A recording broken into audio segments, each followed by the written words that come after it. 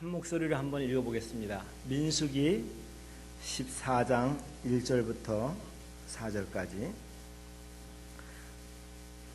다 같이 읽겠습니다. 시작. 온 회중이 소리를 높여 부르짖으며 백성이 밤새도록 통곡하였더라.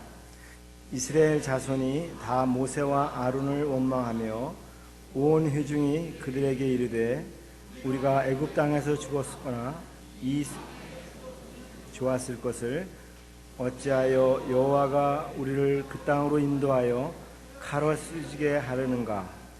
우리 처자가 사로잡히리니 애굽으로 돌아가는 것이 낫지 아니하냐? 이에 서로 말하되 우리가 한 지휘관을 세우고 애굽으로 돌아가자 하매. 네, 14장 1절부터 4절까지 읽었습니다.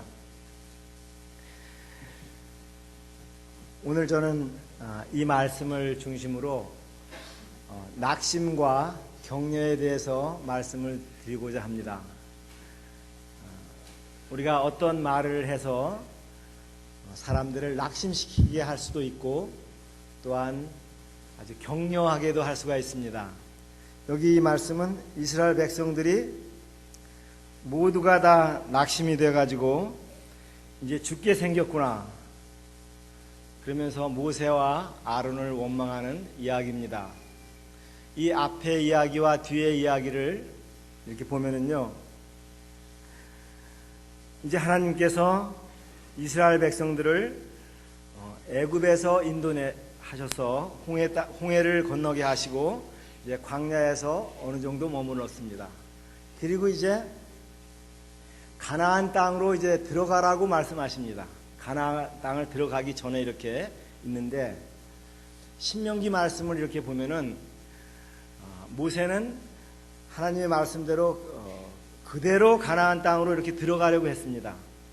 그런데 이스라엘 백성들 중에서 사람들이 나와서 우리가 지금 바로 가나안 땅으로 들어가는 것보다는 그래도 가서 정탐을 좀 해봐야 되지 않겠느냐. 정탐 무슨 말인지 알죠?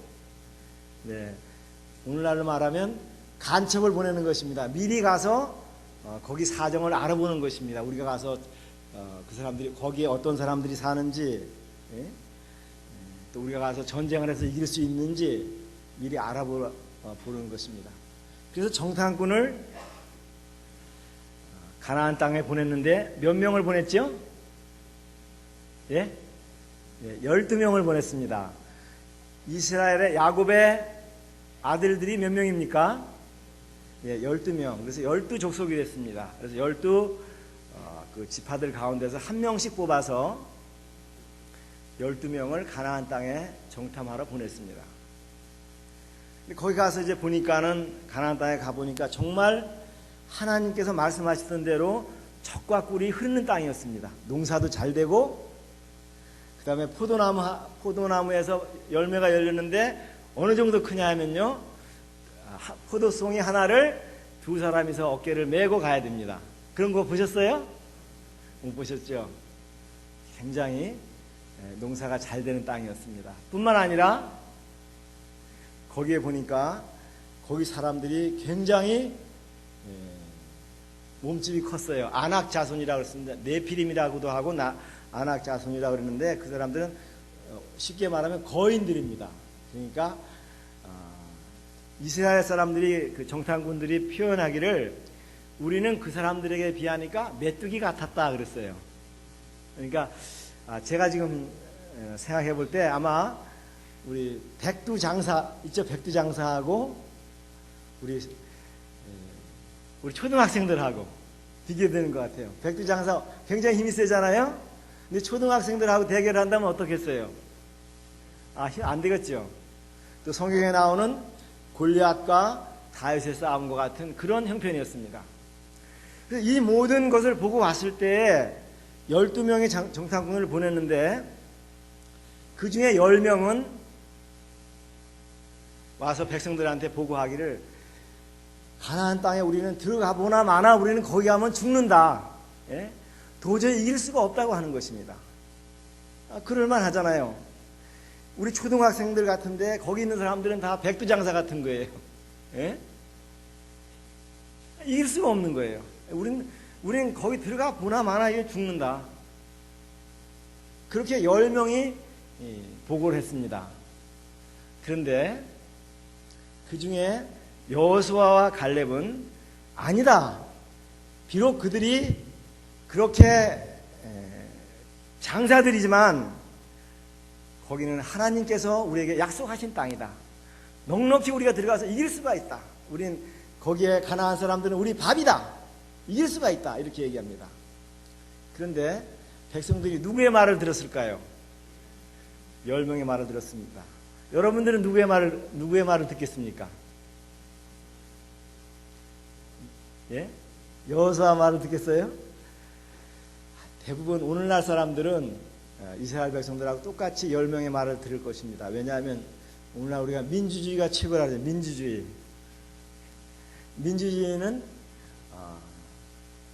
많은 사람들의 의견을 쫓아갑니다. 근데 저는 자유민주주의가 아주 좋은 제도입니다만은 그 제도를 나쁜 사람들이 활용하면 그건 아주 나쁜 제도입니다. 그렇잖아요. 나쁜 사람들이 모여서 하는 일이 뭡니까? 거짓말하고 욕하고 속이고 서로 싸우고 그런 것을 합니다. 그런 사람들은 그런 나라를 이루어가는 것입니다. 이스라엘 백성들이 그랬습니다. 10명이서 우리는 거기 가면 죽을 수밖에 없다. 우리는 도저히 이길 수가 없다. 하나님께서 우리를 여기로 인도해서 우리는 죽게 만든다. 거기 지금 읽은 말씀과 같이 온 백성들이 소리 높여서 울면서 밤새도록 통곡하고 낙담을 했습니다. 그런데 여호수아와 갈렙은 하나님께서 우리와 함께 계시니까 틀림없이 우리는 이길 것이다. 그렇게 얘기하고 있습니다. 여기 9절 말씀을 보시겠습니다. 8절부터 보겠습니다. 여호와께서 우리를 기뻐하시면 우리를 그 땅으로 인도하여 들이시고 그 땅을 우리에게 주시리라. 이는 과연 젖과 꿀이 흐르는 땅이니라. 다만 여호와를 거역하지는 말라. 또 그 땅 백성을 두려워하지 말라. 그들은 우리 먹이라. 그들의 보호자는 그들에게서 떠났고 여호와는 우리와 함께 하시느니라. 그들을 두려워하지 말라 하나. 이렇게 여호수아와 갈렙은 이스라엘 백성들을 격려하고 힘을 북돋는 이야기를 합니다. 다른 10명의 정탐꾼들은 이스라엘 백성들을 낙심하게 하는 그런 말을 하게 됩니다. 그래서 이스라엘 백성들이 거기서 이스라엘 백성들은요, 그 당시가 아주 굉장히 중요한 시점이었어요. 지금 가나안에 들어가서 점령을 하느냐 못하느냐. 이 10명의 사람들이 낙심케 하는 말을 함으로 인해서 이스라엘 백성들은 하나님 앞에 벌을 받고 다시 광야로 들어가서 40년 동안을 보냅니다. 약 한 38년을 거기서 보내고 그 뒤에 들어가게 되는 것을 보게 됩니다. 여기서 저희들이 이제 오늘 제가 이제 살펴보고 말씀드릴 것은 우리가 정말 다른 사람 어떤 말을 통해서 우리의 삶을 통해서 다른 사람들을 격려할 수도 있고 또한 다른 사람들의 믿음을 무너뜨릴 수도 있다고 하는 것입니다. 근데 중요한 것은 뭐냐면요, 하나님께서는 우리들을 격려하시기를 원하신다는 걸, 격려하기를 원하신다고 하는 것입니다. 격려의 하나님이시라고 하는 것입니다. 낙심하게 하는 하나님이 아니시라. 이 성경에 보면은요, 여러분들 이제 성경을 읽으실 때 한번 주의 깊게 이렇게 자세히 읽어보세요. 사랑하라고 하는 말씀들이 많이 있죠. 그런데 성경에는 사랑하라고 하라는 말씀보다 두려워하지 말라고 하는 말씀이 더 많다고 합니다. 한번 자세히 한번 살펴보세요. 우리가 살아가면서 정말 어려운 일을 당할 때 두려워하는 경우가 많습니다. 이스라엘 백성들도 그랬고 역사적으로 모든 사람들이 일생을 살아가면서 낙담하고 힘들고 그럴 때가 많습니다. 그런데 하나님께서는 우리들에게 두려워하지 말라, 담대하라, 이런 말씀들을 합니다. 여호수아 1장 말씀을 보면 이제 그 민수기에 있는 사건의 그 뒤에 이야기죠. 이제 여호수아가 백성들을 데리고 가나안 땅을 들어갈 때 하나님께서 여호수아에게 이런 얘기를 합니다. 강하고 담대하라. 두려워하지 말고 놀라지 말라. 내가 어디를 가든지 나와 함께 하리라. 그러면서 여호수아와 그 백성들을 격려하는 일을 합니다. 그러니까 이 갈렙과 여호수아가 백성들을 그렇게 격려하는 말을 한 거예요. 우리가 지금 가나안 사람들을 볼 때는 도저히 이길 수 없는 것 같지만 이 땅은 하나님께서 우리들에게 약속하신 땅이다. 아브라함에게 하나님께서 말씀하셨다. 아브라함에게 하나님께서 그 창세기 13장에 보면 이 가나안 땅을 봐라. 이것을 너와 내 자손에게 주겠다. 영원토록 너희와 함께 하겠다. 그리고 다른 레위기 말씀에도 보면은 내가 너희 하나님이 되려고 또한 가나안 땅을 너희에게 주려고 애굽 땅에서 너희를 불러 인도해냈다. 그렇게 말씀하고 있습니다. 그러니까 이 여호수아와 갈렙은 하나님의 말씀을 의지하고 그 약속을 의지하고 백성들을 격려할 수가 있는 거죠. 격려했다는 것입니다. 하나님께서는 이렇게 격려하는 사람들을 기뻐하십니다. 그리고 하나님께서는 친히 다른 사람들을 이 어려운 가운데 있는 그의 사람들을 격려하십니다. 여러분 엘리야 아시죠? 엘리야는 아주 하나님의 능력 있는 종이었습니다. 그리고 400명이 넘는 바알의 선지자들과 싸워서 이겼습니다. 그런데 이세벨이 내가 너를 죽이겠다 그렇게 이야기합니다. 그 소리를 듣고 낙심해서 저 멀리 광야로 들어가서 어떤 나무 아래서 이렇게 자기는 죽고 싶다고 그렇게 낙담 가운데 있었습니다. 그때 주님께서 오셔서 천사를 보내서 말씀하시기를, 거기 말씀해 보면 참 그 하나님의 그런 섬세함 그런 것을 볼 수 있는데, 하나님께서 그 엘리야를 어루만지시면서 내가 왜 여기 있느냐, 일어나서 좀 뭐 좀 먹어라 그렇게 얘기하십니다. 하나님은 격려하시는 하나님이세요. 주님께서 제자들을 모아놓으시고 이렇게 마지막으로 요한복음 13장서부터 17장에 있는 말씀은 제자들만 모아놓고 이야기하신 말씀인데, 제자들이 마음속에 근심이 가득했어요. 왜냐하면 주님께서 하신 말씀이 이제 내가 얼마 안 있으면 이방인들에게 넘겨서 또 제사장들에게 그런 고소를 당해서 십자가에서 채찍질을 받고 죽게 될 것이다. 그리고 나는 이제 너희들을 떠나서 아버지께로 갈 것이다. 그 얘기를 합니다. 제자들은 예수님과 함께 이 이스라엘 나라를 회복시키고 정말 정치를 하고 통치를 하고 싶었는데 주님께서 이제 죽으시겠다 말씀하십니다. 그들의 마음속에 마음의 근심이 가득했습니다. 그때 주님께서 제자들에게 이렇게 말씀하십니다. 너희는 마음에 근심하지 말라. 두려워하지도 말라. 그리고 내 아버지 집에 있을 곳이 많다. 그러시면서 제자들을 이렇게 격려합니다.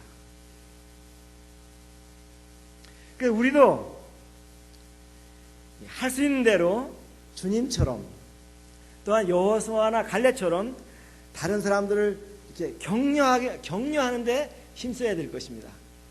특별히 주님의 말씀으로 그들을 격려해야 될 것입니다. 우리 형제자매들은 만나시면은 주로 어떤 얘기들을 많이 하세요? 요즘에 어떤 이야기들을 많이 하십니까? 우리 아기 키우는 그 부모님들은 아기 키우는 얘기하죠, 그죠? 아이들을 어떻게 유고할 것인가, 또 학부모님들은 어떻게 우리 아이들을 잘 공부시킬 것인가. 그리고 이제 저처럼 나이가 이제 50, 60, 70 되신 분들은 무슨 얘기 많이 하세요? 예. 어떤 음식이 몸에 좋은가? 예? 어떻게 건강관리를 할 것인가? 나름대로 이렇게 다 걱정, 근심들이 있습니다. 그런데 우리는 서로 이런 어려운 일을 당할 때 하나님의 말씀으로 그들을 격려하고 힘있게 하는 것이 필요합니다. 이래 보면은요, 형제자매들이 나름대로 다 어려운 가운데서 힘들게 살고 있습니다. 학생들은 학교에서 공부하는데, 또 형제님들은 직장 생활을 하는데, 어른들은 건강 때문에 여러 가지로 아주 힘들어하고 있습니다.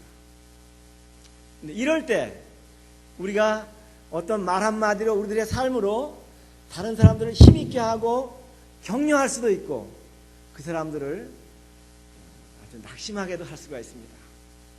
우리 성경 한 곳 찾아보겠습니다. 사무엘상 23장입니다. 좀 넘기셔서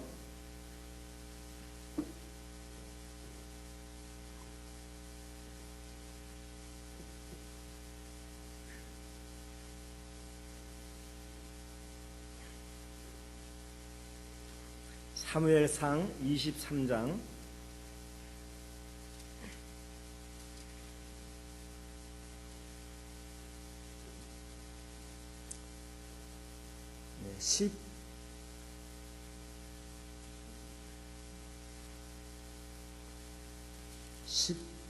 사무엘상 23장 15절과 16절입니다. 찾으셨죠? 우리 다 같이 한번 읽겠습니다. 시작.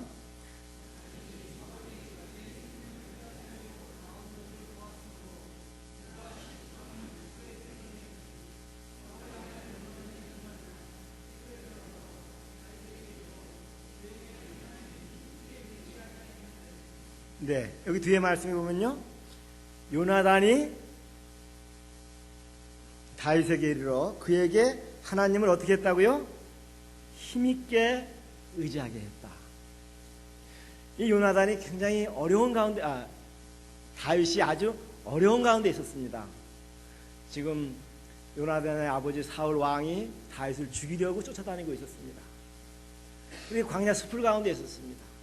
그런데 요나단이 와서 다윗에게 이야기합니다. 나는 하나님께서 너를 왕으로 세운 줄 안다.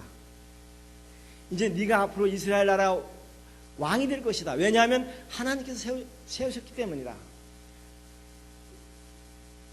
그러면서 다윗을 격려하는데, 여기 말씀 우리가 주의해 볼 말씀은요, 그에게 하나님을 힘있게 의지하게 했다.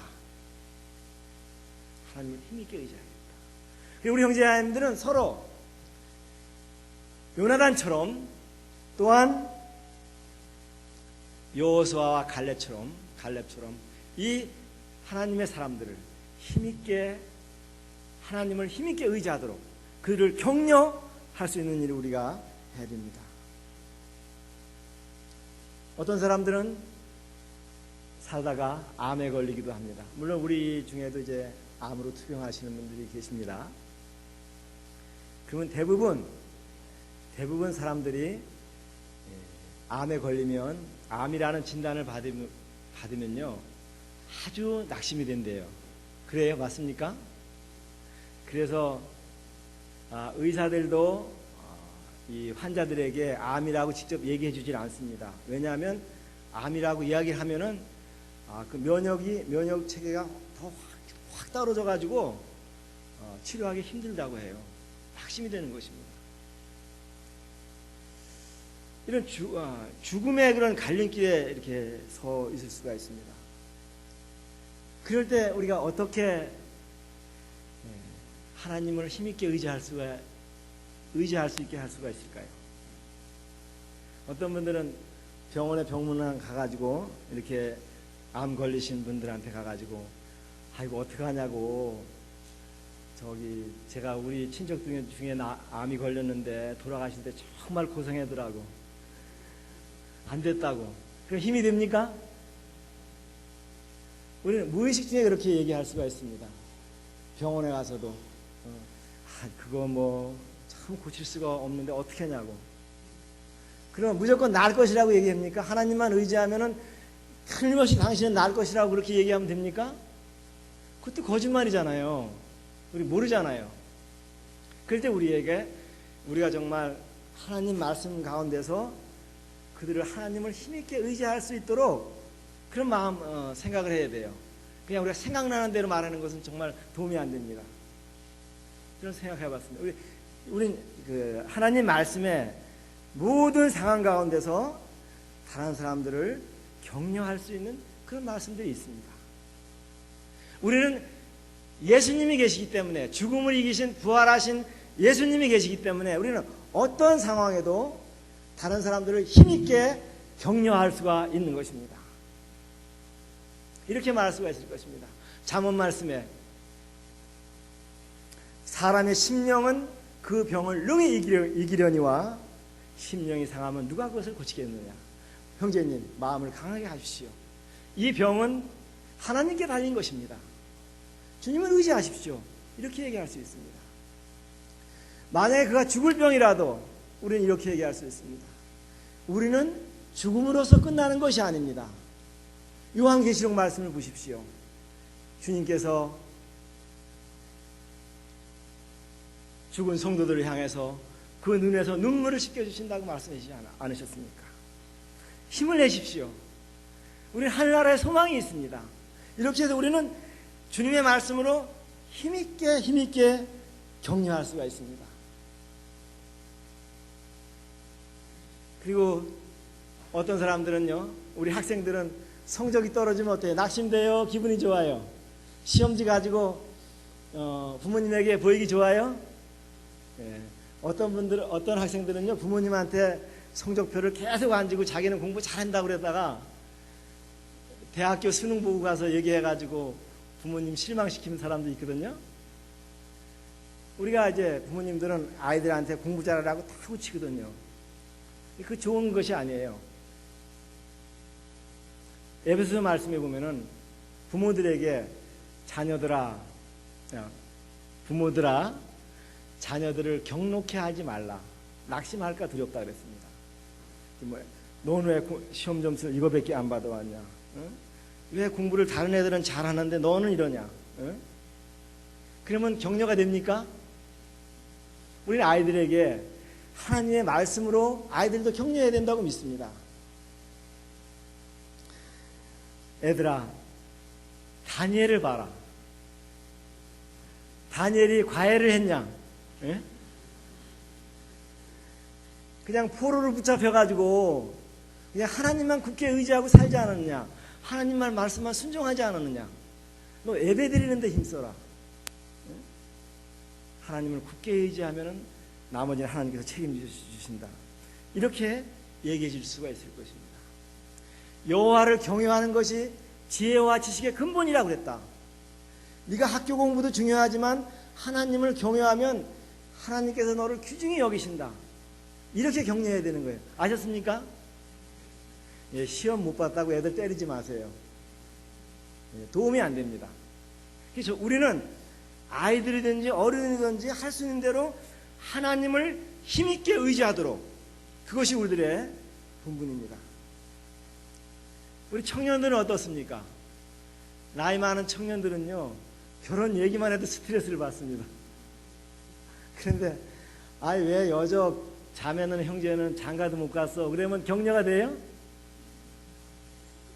이럴 때 우리가 어떻게 격려해야 되겠습니까? 좀 생각을 하고 말을 해야 돼요. 우리는 그냥 우스갯소리로 얘기해요. 청년들의, 저도 이제 결혼 안 한 형제들한테 얼른 좀 결혼 좀 하라고, 좀 도전 좀 주려고, 형제는 생전 장가도 못 갈 거야. 막 그런 얘기를 이제 합니다. 젊은 형제들한테 이렇게 얘기를 하는데, 때로는 어떤 분이 이런 얘기를 하잖아요. 우리가 무심코 던진, 그 연못에 무심코 던진 돌이 개구리가 맞아 죽는다고. 그래서 우리가 무심코 한 말이 다른 성도들에게 상처를 주고 낙심하게 할 수가 있습니다. 그래서 저는 청년들에게 그런 어려움이 있고 그래도 집과 재물은 부모에게 상속하지만 슬기로운 아내는 여호와께로서 말미암는다. 그러니까 기도하고 좀 기다려라. 네가 먼저 주님을 사랑하고 이를 위해서 기도하라. 하나님께서는 틀림없이 좋은 길을 주실 것이다. 이렇게 격려하는 것이 필요합니다. 모든 사람들에게. 그리고 또 격려가 필요한 사람들이 많이 있습니다. 앞에서 인도하는 사람들 있잖아요. 목회자들. 그런 사람들은 아무 걱정도 없고 낙심도 안 할 거라고 생각합니다. 또 주일학교 교사를 한다든지, 그러니까 선생님, 학생들이 볼 때는 선생님은 정말 훌륭한 사람들이라 아무 걱정이 없을 거라고 생각합니다. 맞습니까? 우리 주일학교 선생님들, 중고등부 선생님들 아무 걱정이 없으세요? 나름대로 다 어려움과 낙심이 있습니다. 앞에서 인도하는 사람들은 언제 제일 낙심이 되냐 하면요, 따르는 사람들이 불평하고 또 힘들어할 때, 그때가 낙심이 많이 됩니다. 모세는 정말 훌륭한 인도자였습니다. 그리고 모세보다 더 겸손한 사람이 없고 더 뛰어난 지도자가 없습니다. 그런데 이스라엘 백성들은 계속해서 불평했습니다. 고기를 먹고 싶다. 이 만나가 얼마나 맛있는 음식인지 아세요? 꿀 섞은 과자 같다 그랬어요. 요즘 쿠키가 그런 맛있는 쿠키가 없습니다. 근데 그것도 계속 먹으니까 이제는 냄새가 나고 먹기 싫다고 그랬습니다. 고기 먹고 싶다, 부추 먹고 싶다, 오이 먹고 싶다. 막 불평하는 거예요. 모세가 너무 힘들어가지고 하나님 앞에 뭐라고 얘기하는지 아십니까? 주님, 왜 저를 이렇게 괴롭게 하십니까? 내가 이 이스라엘 백성들을 내가 낳았습니까? 내가 낳은 우리 자식들입니까? 내가 너무 힘들어서 죽겠습니다.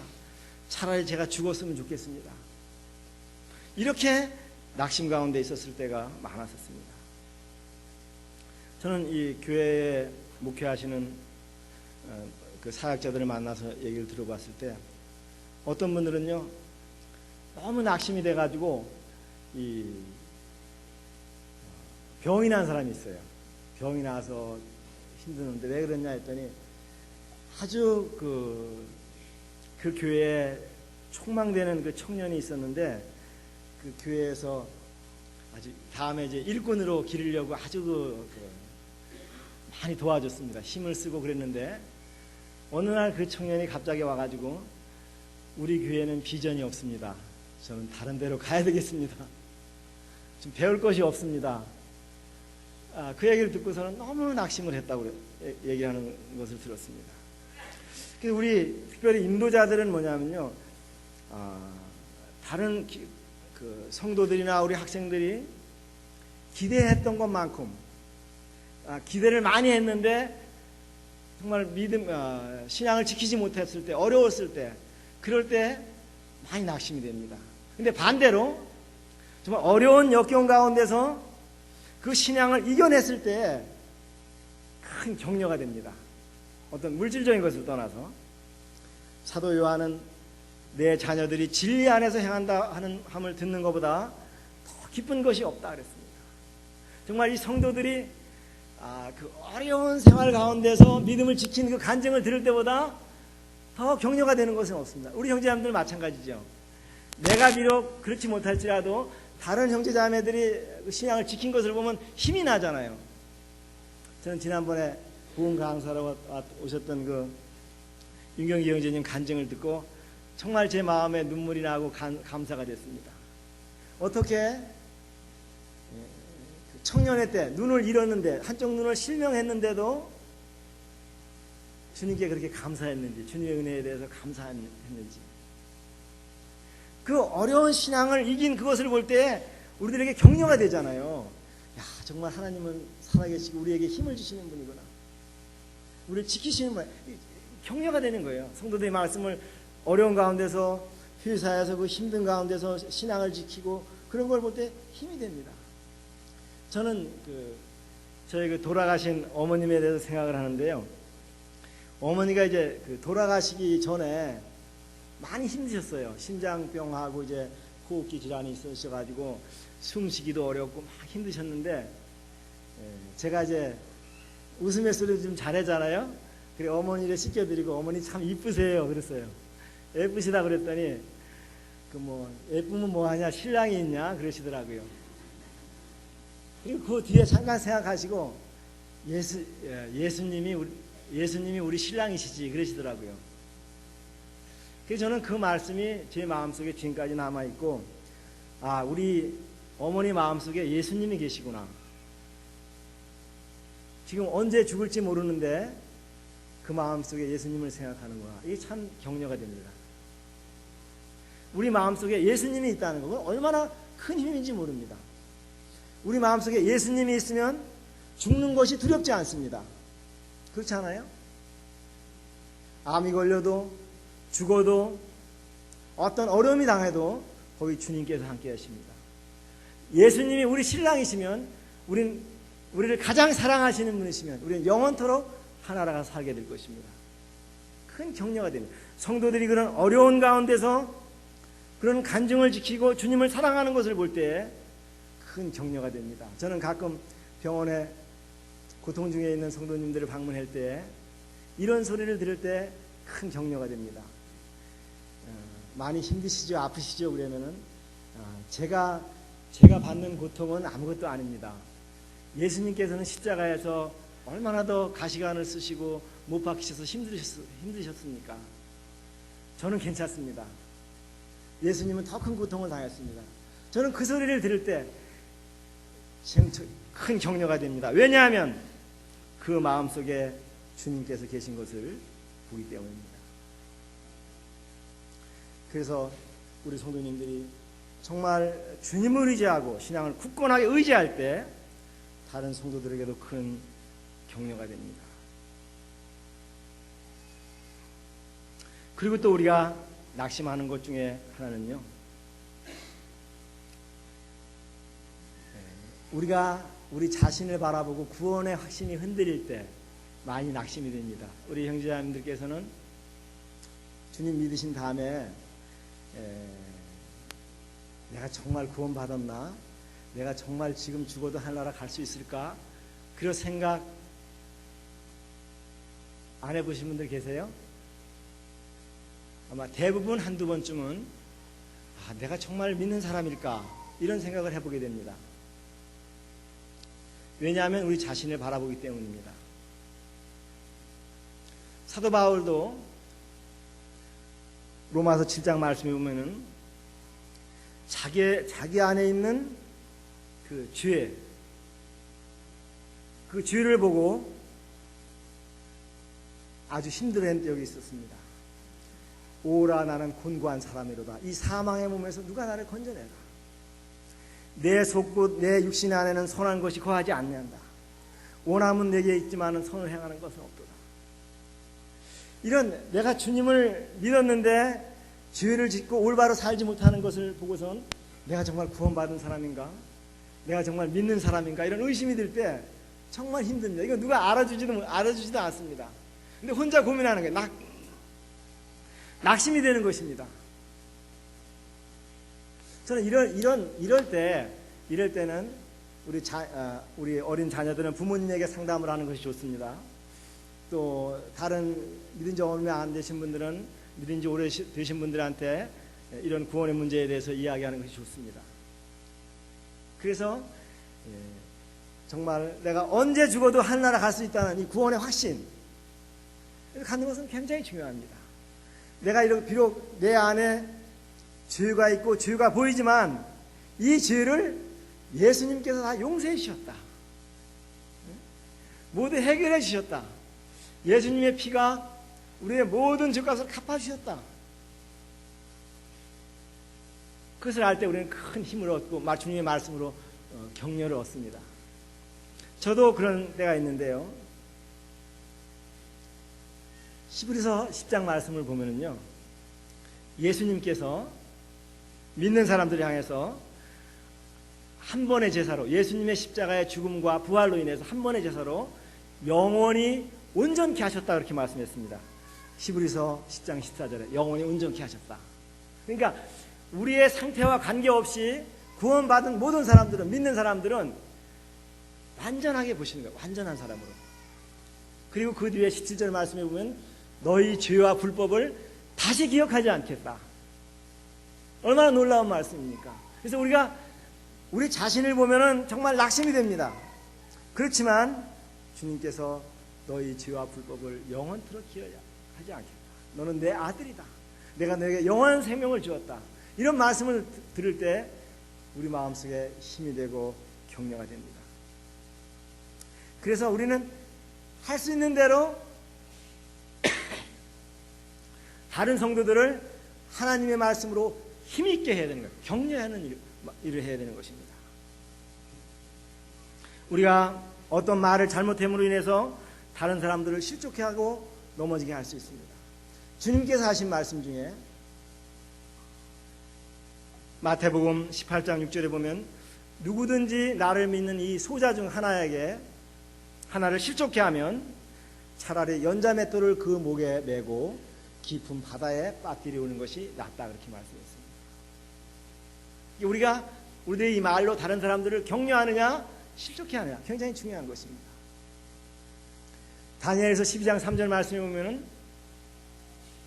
주님께서 다니엘에게 많은 사람을 옳은 대로 돌아오게 한 자는 하늘의 별과 같이 영원토록 빛나리라, 그렇게 말씀했습니다. 그래서 우리는 우리들의 말과 또 우리들의 삶으로 다른 사람들, 다른 성도들을 아주 하나님을 힘있게 의지하도록 격려할 수 있고, 또한 반대로 그들을 낭망시킬 수가 있습니다. 낙심하게 할 수가 있습니다. 우리 형제 자매님들은 어떤 사람이 되기를 원하십니까? 이제 아래층에 내려가셔서 애찬한 식사를 하시면서 교제하실 때 어떤 말을 하시겠습니까? 오늘 저는 이런 것도 좋다고 생각합니다. 식사하고 내려가셔서 오늘 들은 그 설교 말씀에 대해서 한번 서로 얘기해보는 것도 좋다고 생각합니다. 그리고 어떻게 이 말씀으로 또한 다른 형제자매인데 어려운 얘기를 듣고 하나님의 말씀으로 힘있게 그 사람들을 격려할 수 있는가, 또한 일주일 동안 내가 하나님 말씀을 읽으면서 어떤 힘을 얻었는가, 이런 것들을 서로 교제할 수 있다고 생각합니다. 우리 형제자매들, 이 이스라엘 백성들이 가나안 땅을 들어가기 전에 아주 중요한 시점에 12 정탐꾼을 보낸 것을 기억하시기 바랍니다. 그 중에 10명은 낙심케 하는 이야기를 했습니다. 그 중에 2명만 격려하는 이야기를 했습니다. 이스라엘 백성들이 그 뒤에 40년 동안 아주 어려운 힘든 일을 당했습니다. 우리도 오늘날 사는 우리도 마찬가지입니다. 우리가 어떤 어려운 일들을 당할 때, 어려움에 처한 성도들을 볼 때 우리가 어떤 말로 우리들의 삶으로, 말로 그들을 하나님의 말씀으로 힘있게 할 수도 있고 무너뜨리기도 할 수 있습니다. 우리 모두가 여호수아와 갈렙 같은, 요나단 같은 그런 사람들이 되기를 바랍니다. 기도하시겠습니다. 거룩하신 아버지 하나님,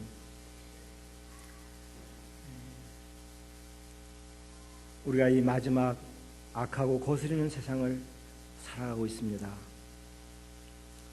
성령님께서 저희들을 주장해 주시고 주의 말씀이 저희들 심령에 풍성히 거하게 하셔서 서로를 격려하고 주님을 증거할 수 있도록, 주님의 이름을 높일 수 있도록